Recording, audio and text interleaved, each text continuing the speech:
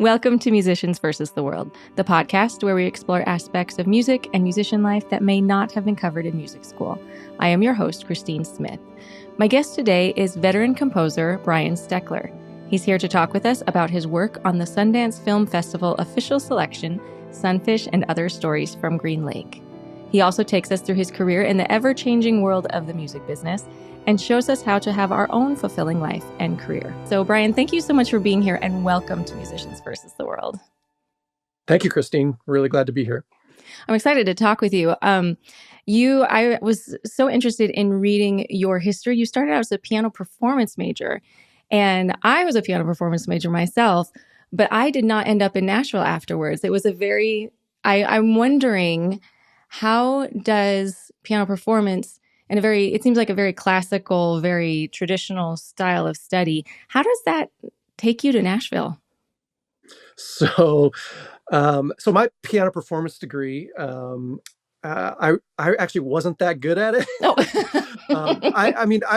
I could play, Beethoven and whatever for my degree, but I ended up realizing pretty early on that I wanted to be in commercial music. So, and then that led me to the recording studio track which was very minimal at the time at Western Michigan. It was like, I don't know, 3 classes, and then you could kind of do whatever you wanted in the recording studio. So I spent as much time up in that studio recording student bands and, mixing things for people as I did practicing piano. And then the other part of that was I got in my sophomore year, I got into Gold Company, which is a renowned vocal jazz group that traveled and went all over the country and international and everything, playing keyboards badly because I wasn't that good at jazz either. But it was excellent training, and I learned a lot about performance and also got to record and mix that group. So as a student, my degree was it was in classical piano performance, and I got all the music theory and all the music history and all that stuff, which has, over the course of my career come in extremely handy as I've moved from pop and rock into film scoring with strings and orchestra and all that kind of stuff that, I got exposed to as a college student. But yes, the piano performance was partly because it was easier than the composition degree and left me more time for doing other things like the recording studio. Yeah, and as far as Nashville, I got married pretty quickly once I got out of school. And June, my wife and I, at that time, knew that we needed to be in a music city, but I'm from the Midwest and she's from the Northwest, and the prospect of moving to LA or New York City seemed daunting, and Nashville was closer and seemed a little bit friendlier. And so we moved down there and stayed for 3 years, and I got my start in jingles at a commercial production house on Music Row. And we learned pretty quickly we didn't like Nashville. So then we moved to LA. So what was different than you were expecting when you transitioned from a student performing and traveling to now this is my career, performing and recording? Yeah. So the thing I did learn in Nashville pretty quick was that a lot of the guys that were my age coming out of school were looking for touring band positions, background touring musician, in hopes that would lead them into being a session player. And again, I was never that good of a player. I saw myself moving into writing and production and mixing and that kind of stuff, technical and creative, but not playing. Like, I can play. I'm just not like a Nashville session guy. Those guys are unreal, the kinds of things that they can do. And I learned that really quick being at this jingle house in Nashville, because, we would do sessions with these guys that would all come in and nail it on the first or second take and be done. And it's just like things that I would need weeks to learn how to play, right. And things like that. So it was pretty clear pretty quick that wasn't going to be my path. And I knew after having just gotten married, I didn't want to tour. I didn't want that life for me or for her. And So it was, let's be a producer and a songwriter. And that's why we were kind of only there for 3 years. The jingles were great, and I learned a lot really quickly because, you're forced to write and produce in a different genre every day. One day it's country, the next day it's rock, then you're trying to do hip hop and whatever. And, that was cool. But it didn't feel, I don't know what the word is. It didn't quite feel as significant as I wanted to, my writing and energy to be spent. So one of the guys that I worked with there, he actually went to school at the same college and got me the job at the jingle company. He and I talked and we're like, let's go to LA and be, writers and producers. And so that's kind of what happened. We joined forces and moved out and got going. So was your thought, as a writer and producer, were you still wanting to stay in the songwriting business, or were you were? Okay. To get away from jingles and to write songs and work with artists and record and mix. Yeah. Well, I know you wanted to get away from jingles, but wasn't it somewhat fulfilling to see your work like on the Super Bowl and being one of the most famous? Oh, yeah. Oh yeah, of course.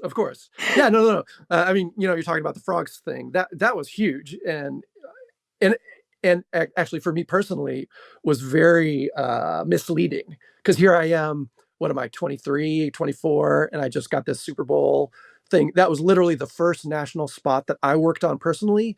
And it goes to the Super Bowl and I'm getting these residual checks and I'm like, oh man, it's going to be easy to make music all, for this career. Like I'm going to do great the whole time. And no, it's been a long, slow downhill since then. And just for reference, this is the Budweiser Frogs commercial that is still like famous to this day. Yeah. That would be an amazing, like, cut your teeth on sort of project. Yeah. Well, and it was so weird at the time because, like, I was this Midwest kid that went to college in Michigan and get to Nashville, and my family I grew up in a Christian family, and no drinking, no none of that. And my first chance at a big commercial is for beer, and so I called Jim, my wife, and I was like, I don't know, what do you think about this? Should I do this? And she's like, well, yeah, I mean, I guess somebody should, and, somebody's going to do it and you might as well. And so I did. And then, we find out it's going to the Super Bowl and I have to call my parents. I'm like, hey, Mom and Dad, I know you paid for my college degree in music. My first spot is a talking frog with sound effects. There's no music. And yeah, thanks. Yeah. Oh, I they can took just it very imagine. well. Actually, they were totally into it, and they were glad it was working out for me. Yeah. So. Yeah. But then you go to LA and you start writing music and you're doing songwriting, and so a lot of people go to LA wanting to do that sort of thing. How did you find your footing there? So Smitty, my partner at the time, he had made he was from the Northwest Portland area, and he had made a relationship with a girl from up there who was a great singer. She was like 16 and just unbelievable, Mariah Carey style. Like she could do the whistle tones and the whole deal, and she was just incredible. And so he had worked with her a little bit, just kind of writing some demos, and those demos, I think, got her noticed at Sony, ATV Publishing, and Atlantic Records, and various other places. Like I actually learned recently that she hung out with Quincy Jones, and Quincy was interested in putting her on his label, and ended up at Atlantic. But in the meantime, Smitty kind of connected me in, and I was writing with her, and so just on that deal, that's why I got signed to Sony Publishing as a writer.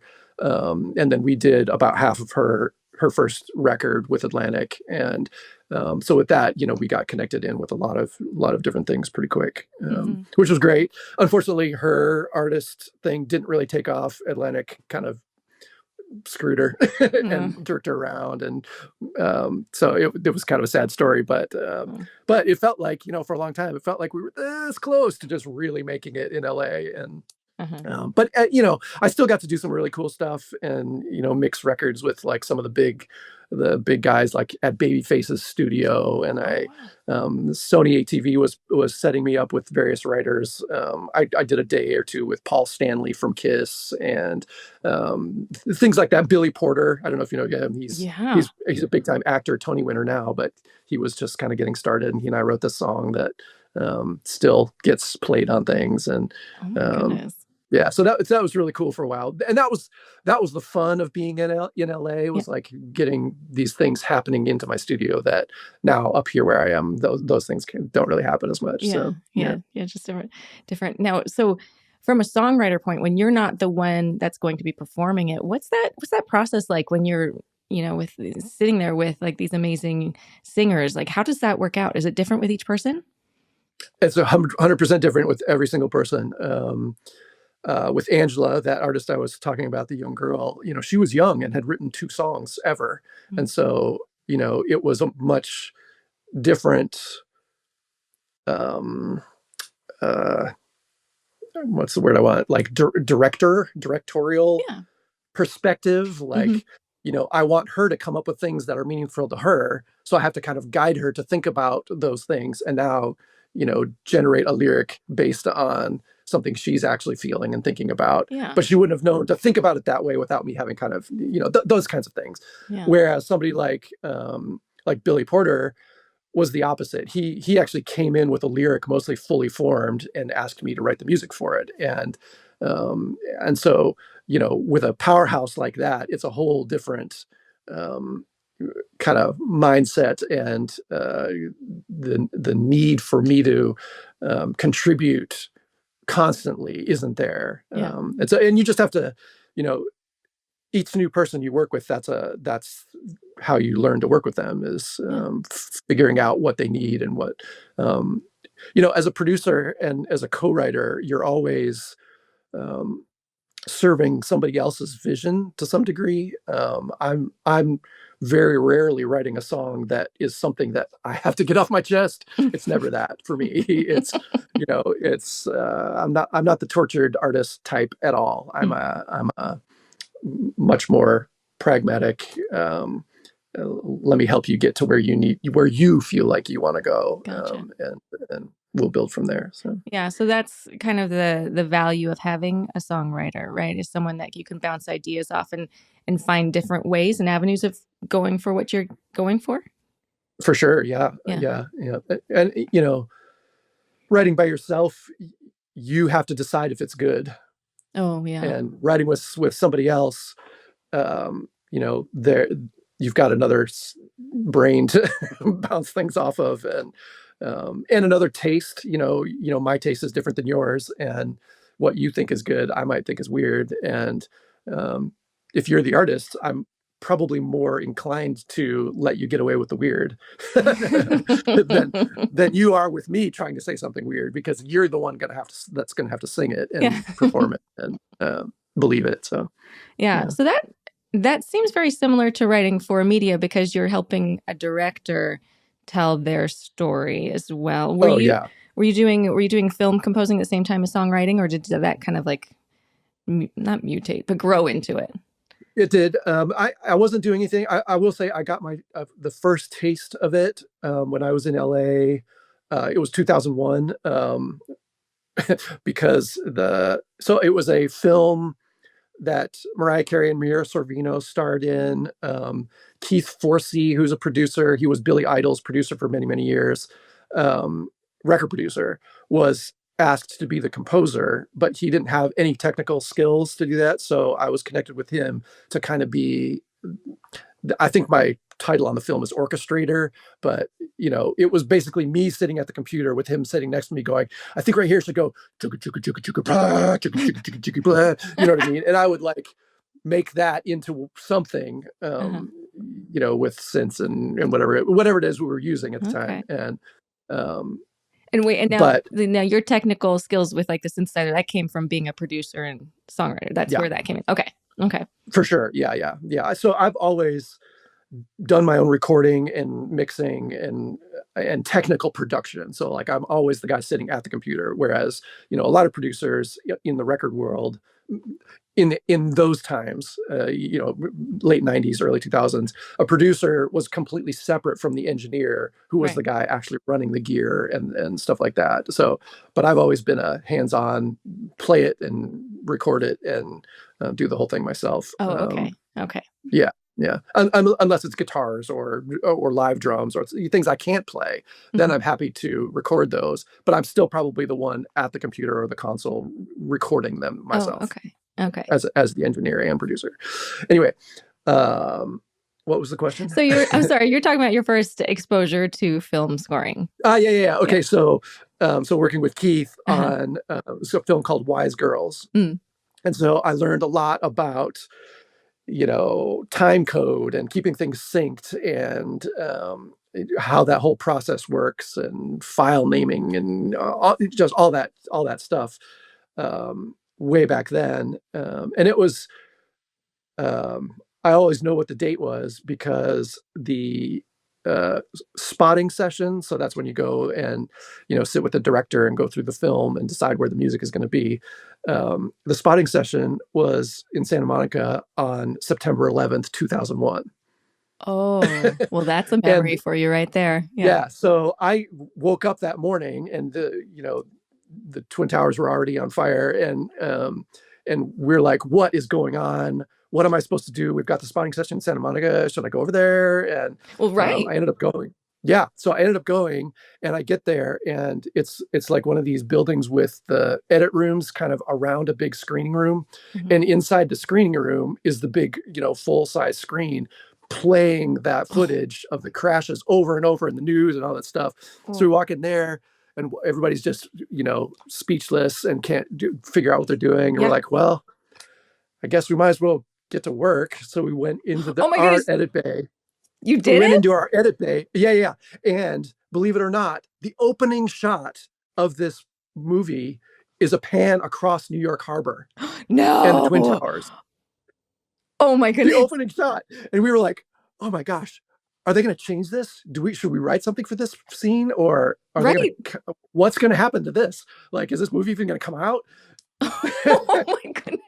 Yeah, I was like, welcome to the film business, Brian. Well, what ended up happening? Did they reshoot? It came out. I don't think it. No, they left it. I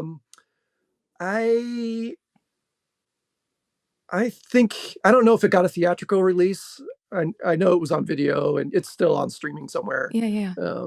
Yeah. Oh my goodness. Yeah. That's insane. Oh wow. Yeah, that was quite a. I mean, that's one of those days that's memorable for everybody at that, who was around then.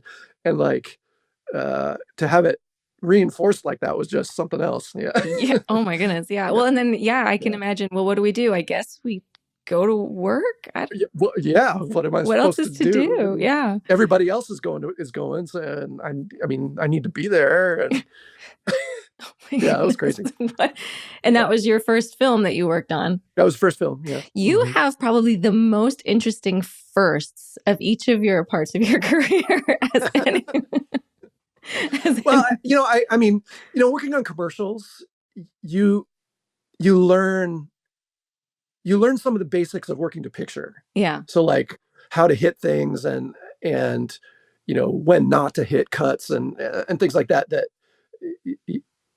comes into play when you're scoring films. Yeah, of course. I mean, it's all compressed down into 30 seconds, but some of the same things apply. So I'd had a little bit of taste of working to picture. Yeah.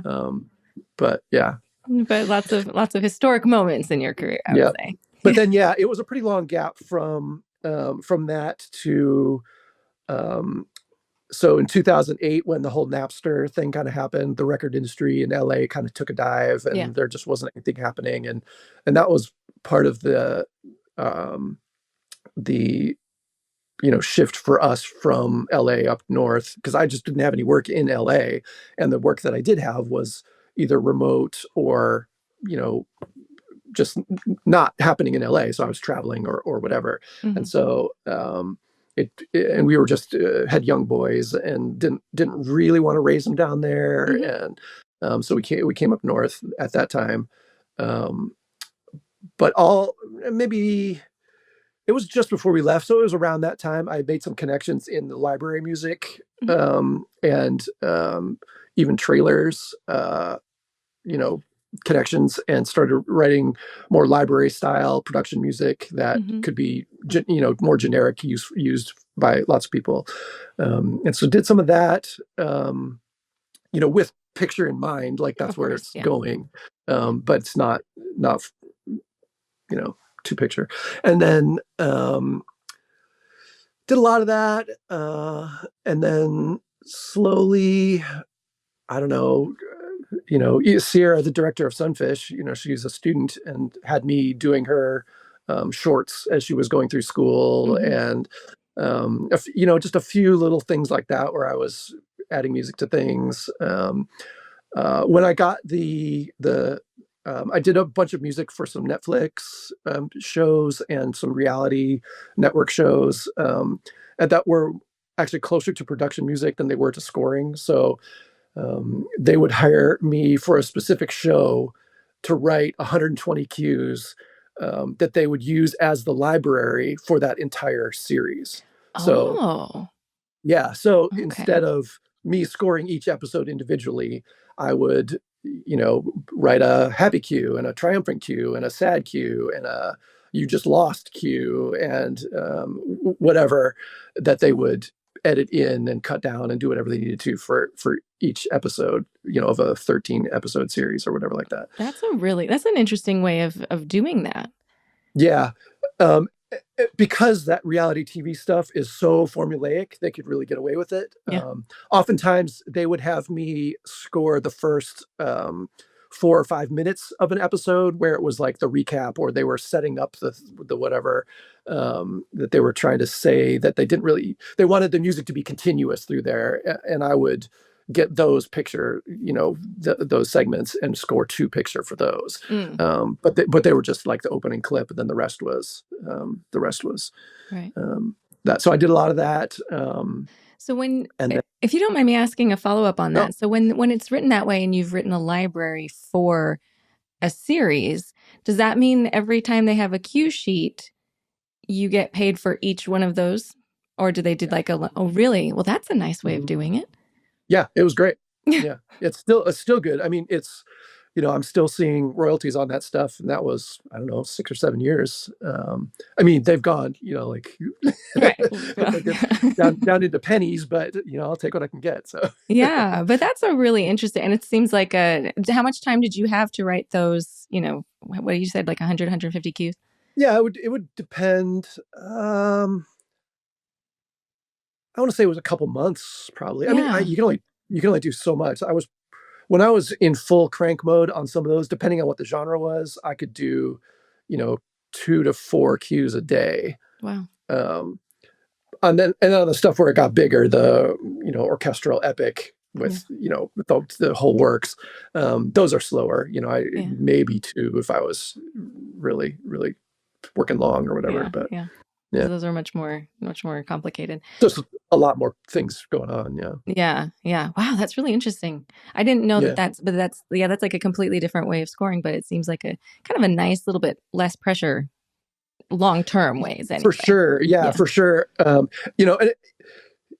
I'm sure many composers would crinkle their nose at it, because it's kind of a way for the show to save money. Like, they're not per cue, they're paying less upfront, so they don't have to, it was cheap for them on the front end to get me to write that much stuff, compared to hiring me to write a series at 5 to 10 grand an episode or something like that. You know what I mean? Like, it was real cheap for them up front, which, I'm sure isn't ideal in the scoring world. But I mean, as we all know, it's a race to the bottom right now. Like, Right. If you're going to work, you have to do Right. what you get. So yeah, but then you also get the residuals, and like one cue can be used in like 5 different episodes, and you get paid for Right, each yeah. one of those episodes. So I don't know that that's something to wrinkle your nose at all. It's like, Yeah. it seems like not bad. But it felt a little bit under the radar at the time. I think it's probably much more acceptable as the way things have changed over the last 10 years. Because it seems like a lot of shows are going to that library music anyway. So you were just kind of ahead of the game. Oh yeah. Yeah. So you're just kind of ahead and of it's way better than that. It's so much better for me to give them a cohesive sounding set of cues, as opposed to them having to hunt through library after library trying to find something that kind of sounds like that last cue we just did. And so it works really well all around, but and it's definitely probably more expensive to hire me up front than it is to just fish library cues. Right. But you're getting a way better product. So much better. Like it's way better. Yeah. So let's talk a little bit about Sunfish, because that was absolutely score to picture, live instrumentals, just recording, mixing, all of the things. And it's just a nice score. I really enjoy listening to it too. Thank you. Did you mix that too, or were you? Yeah. Okay. I didn't mix the film. I mixed the music. You mixed the music for that. Okay. Yeah. Because I love the mix that you did with it. Oh, thank you. Yeah. There's sometimes you can just listen to something and you can kind of tell that the composer has a background in mixing because of how they wrote it, works seamlessly with the mix. I don't know. You understand what I'm saying? Yeah. Yeah. And and I really enjoyed that because I was listening to it and I was like, oh, the way that these instruments are, the way you built the layers of everything and the way you placed everything and with the depth. And I was like, wow, this works really, really well. So thank you. So congratulations on that. Do you want to, so you knew the director from helping her in school. What was kind of the process of working on Sunfish, the music? So they were pretty close to done with the edit when I first saw it. And before that, she had sent me a Spotify playlist of some of the things that she was listening to and that some of the things she was using for temp score and those kinds of things. So I had a pretty good idea where we were going sonically pretty early on.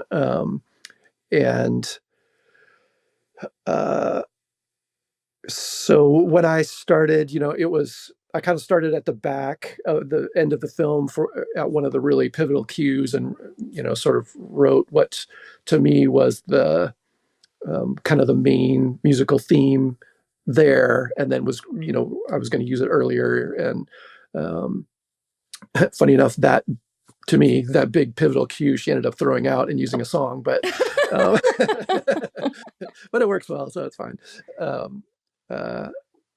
But yeah, that first cue for me informed what the rest of the score was gonna do, and so that was kind of the starting process. Yeah.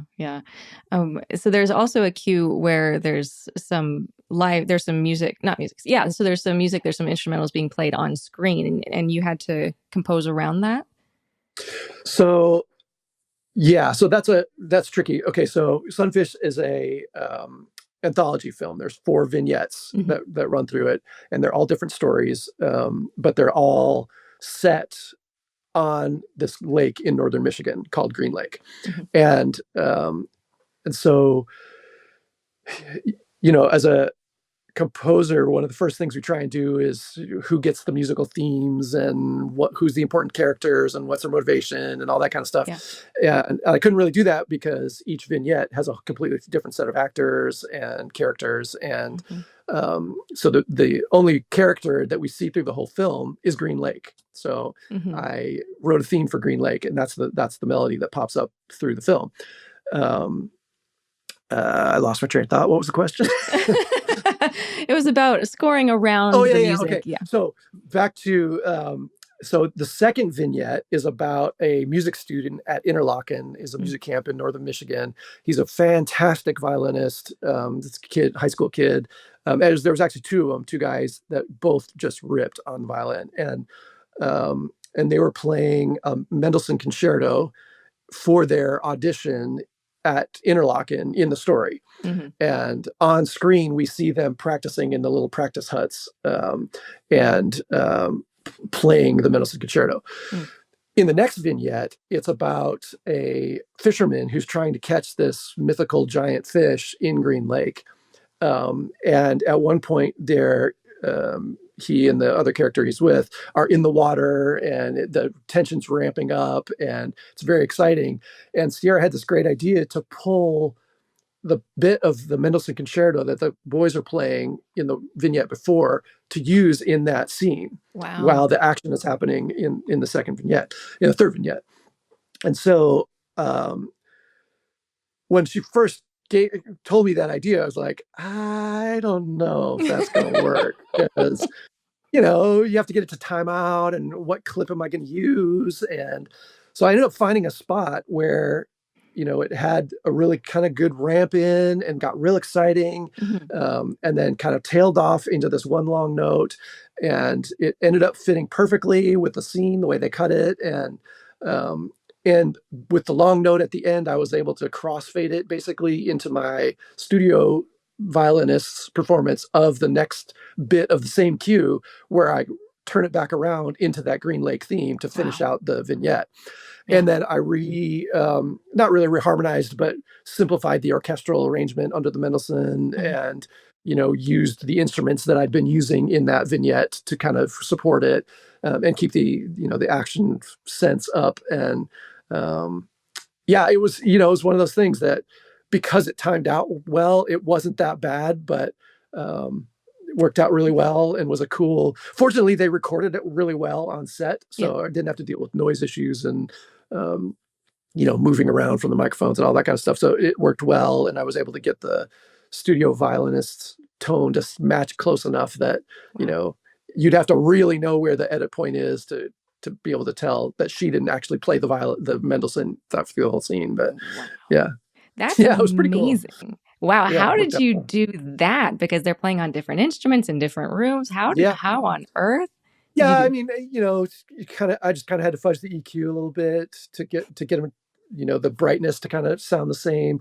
And it was a pretty mellow spot for both of them. So it wasn't like you were getting a ton of like edge out of the violin or things like that. So and there's enough other stuff going on, effects and reverb, and you could kind of mask it, but yeah, it worked pretty well. Do you feel like your history in production and mixing, do you think that helps your composing?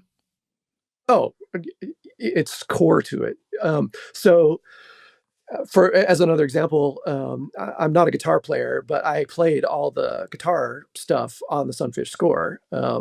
And I mean, when I say I'm not a guitar player, it's like I know how to tune one, and I kind of can find the notes and things like that. But like to pull off the there's nylon guitar and ukulele and things like that. I would break it down. I wrote all the stuff on virtual instruments. Okay. So, and then it was just a matter of re-performing them on the live instruments. And so I would break it down so that what a real guitar player would probably be able to, I don't even know if you could actually physically do it. What one guitar player would play in one pass, I would do in 3 passes. So I would play the bass note by itself of a thing that's going ding ding ding ding ding ding ding ding ding ding ding ding ding. So I'd play the bass note, and then I'd play the middle 2 notes ding ding, and then the top 2 ding ding ding ding ding, and just layer it up and make it, edit it together, and you kind of sampled it. Do it bit by bit to make it feel like a real performance. That without the production and editing skills, no one would even think of doing.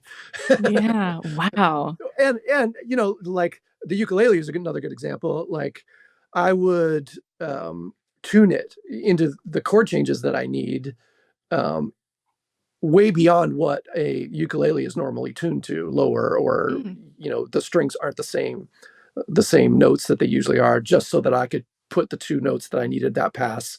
So I would literally play 1 bar, get it in tune for that 1 bar what I needed, and play the few notes, and then retune the whole thing to get the next chord. And things like that, just to make it all flow together. That's amazing. The way I wanted it to, what I mean? Like, I didn't care what a ukulele could actually play. I wanted this sound and these notes, and I would just, crank on the ukulele to get it. I bought a really cheap one, so it wasn't like I was. So you weren't ruining something, yeah. So, but you had all of this on virtual instruments first. So you had this Yeah. idea in mind, and then did you, when you were writing in your virtual instruments, you're like, okay, no, I know I can retune this ukulele to do this? Or was it more like, oh, this is now my problem, I have to solve it? Yeah, it was more like that. It was more like, this is the problem. How am I gonna make this sound legit? After writing it this way. Yeah. Yeah. You did Yeah. something Well, very, and go ahead. and with the string quartet, I mean, that I couldn't do that. Like, those are real players, and I sent it, wrote score for them and sent it to them, and wanted them to play exactly what I wrote and that kind of stuff. So yeah. Yeah, that's a lot of creativity that you can put into that score. For as minimal as it is, Yeah. it felt like I was, well, and we should talk about that too. I mean, compared to the the Netflix stuff, that's these big, huge, epic, full orchestra, brass, winds, and then full synths and huge percussion and all that stuff. Like, Sunfish is one or two instruments. There might be spots where three play at the same time, but not very many. So the minimalism forces a different kind of creativity, at least for me. Yeah. My instinct as a producer is often, ooh, let's put another layer on, as opposed to Sunfish. It's like, okay, no, you have to do this with, one guitar pass, or what sounds like one guitar pass. So that was an interesting and fun constraint. Yeah. Well, yeah, I think there's like a whole book called Composing with Constraints, where like a lot of the creativity comes because you have these constraints on you. Sure. Oh yeah. Right. Yeah. And I think, and I think that's where a lot of your mixing and your placement of the instruments created a lot of interest with very minimal, a small number of instruments. But the way that you mixed it, I think really showed a lot of creativity as well. Yeah, thank you. Yeah. It's really interesting. What was your favorite cue? Besides the one that she threw out. Yeah. It's kind of the little odd duck one. It's in the fishing vignette. I don't remember what I named it. On the Water, I think. It's got a little swing to it. It's like got this kind of funky cello pizzicato thing, that it's got a little blues element in it. I just liked how that one, not only because it's a little bit funky, but it's also, it tells us in that vignette that our tongue is a little bit in our cheek. Like, it's presented seriously, but it's not. The film is presenting itself seriously, but that's a little bit. It's a foreshadowing that the fish might be a myth. Gotcha. Yeah, I like it. Yeah. And then you can do that with the music.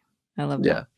Yeah. I have loved talking with you about this. I have one more question. Then I guess I have two questions. The first question is just for me, because I've seen on your YouTube channel that you have some recordings of your own piano playing and a really cool arrangement of a Christmas song that I think everyone should go watch, because you're doing a lot of piano stuff in ways that the piano is not usually played, and I geeked out and I loved it. But as a pianist, I would love to know, what's your favorite way of miking your piano when you're recording?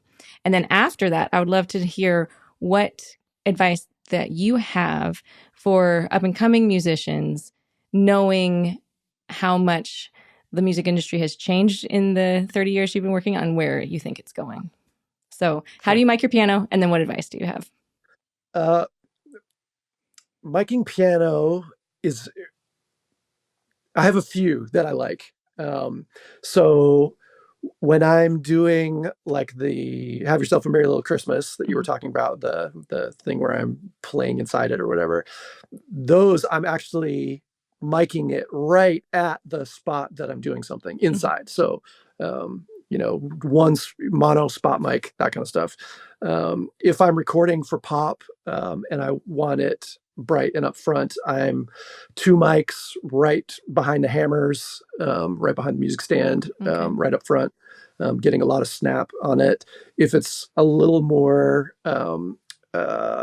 spacious and I want a sense of the room that we're in, the lid is up and I'm either doing like an XY or a few things. Like I'll have an XY pair back in the room, and then you know, maybe the two up front still, and one on the bass strings back in.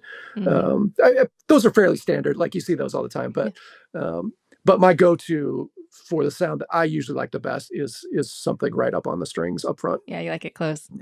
Yeah. Yeah. And because there's another one. It wasn't the Christmas one. It was a beautiful one from one of your albums. Oh my goodness. Sereno. That was okay. So this I cheated. okay. So what you're actually hearing is a virtual instrument. Oh, you cheated. And I learned it.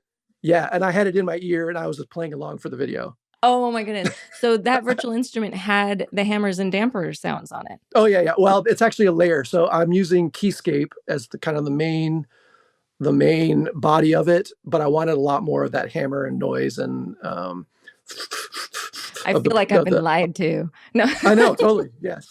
Yeah, you have. Yeah. That is so cool. I'm going to look that up because I heard that and I loved it because I was like, oh, I can hear the hammers. I can hear the dampers. I love it. Yeah. So I can't remember which on that one. So I was using an instrument called, now I'm going to space on what it was called. Una corda. From Native Instruments. It's another piano, and it's got everything separated out, so you can actually mute the tone generating part of it and just hear the and the like pedal noise. And they even have like the sound of a pianist on a bench squeaking and breathing and stuff like that you can turn up or down. So I layered, I edited the whole thing out the way I wanted it, and then once I got it there, I basically copied it to Una corda and just barely turned it up until it was giving me just as much of that as I wanted. Yeah. I'm going to go get that instrument. That's amazing. Wow. Yeah, it's pretty cool. But it does a lot of other cool things too. I'm a little embarrassed that I couldn't tell that it wasn't. No, I mean, thank you. I mean, that makes you've done a good job. I did a good job doing what I was trying to do. Yeah. Yeah. It worked. It worked. Wow. Yeah. All that solo stuff that I'd done over the last year, that was all done virtual. Yeah. Wow. That is so impressive. And our Steinway in the house, the one you see me playing, sounds nothing like that. Like it's an old 1940s. It's never been rebuilt or anything like that. Wow. So it sounds like grandma's piano, and it holds tune really nicely, but it has that like brighter kind of old Steinway vibes. So yeah, that's kind of fun. Which is cool. On like if I'm doing a folk record or something like that, it's perfect for that kind of stuff. But to get that really quiet, like the Keyscape felt piano is the one that I'm using for the bulk of that sound, and you can't get anything like that out of that out of that Steinway. So, yeah. But you gotta love those old Steinways. They're so good. Oh yeah, for sure. No, we love it. Yeah, it's a great piano. Oh, great. Okay, last question. What advice do you have for people wanting to enter this ever-changing music business? Yeah, find something else to do. No, you these days, the level of passion you've got to have stick it out is got to be off the charts. It's really hard right now. There's so many people that want to do what we do, and so little work happening actually right now. There's hardly anything going on, but everything's cyclical, so it'll come back around, but it's going to look different as it comes around. So I mean, just hopefully it's been obvious, but you got to be able to do a lot of things. I spent 15 years writing songs for a kids curriculum company, and it was kind of a monthly thing that we did and paid some bills and was constant. If you can find a gig like that that's in music, ideal. If you have to find some other gig that isn't in music so that you can afford to live, and that's that's not unusual and expected. I know a lot of composers starting out, they say it takes 10 years to build a composing career, to get to the point where you could be self-sufficient. And I would probably argue that it probably takes longer than that right now, as a new composer. But yeah, being able to do a lot of things. For me, it's always been be able to do a lot of things pretty well. And I've never been one of those guys that I only do this one thing, and this is the only thing I get calls for. But at the same time, you know, I've known that I'm never going to get calls for the same movies that Hans Zimmer does, or like I'm never going to play in that world because I've never had that singular focus to be that kind of composer. Mm-hmm. So it kind of depends on what you ultimately want to do, and then understanding what the 10 to 15 year path is to get you to that goal. And then doing nothing but that, and doing whatever it takes to stay on nothing but that path. And that's not how it worked for me. You know, it was very much, sure, let's try jingles. I don't like Nashville. Let's go do something in LA. And yeah, this is fun. I don't know. We don't want to raise kids here. So, I mean, for me, a lot of it was about what isn't music. You know, it's what's the rest of your life. And you know, when I'm sitting in the studio thinking about my career and what I could have done differently to be at a higher level, I sometimes go, I wish we'd stayed in LA, or things like that. But when I look at my life as a whole, and the you know, the opportunities and things for life outside of music for me that living here specifically brings, it adds up to a good life. So it's all about having a focus and knowing what you want to be, or not, and being good at a lot of things. yeah many different paths. Yeah. Oh, well, Brian Steckler, thank you so much for being here. This has just been such a joy, and I have learned so much from you. So thank you for taking the time to talk to me. Absolutely, my pleasure. Anytime.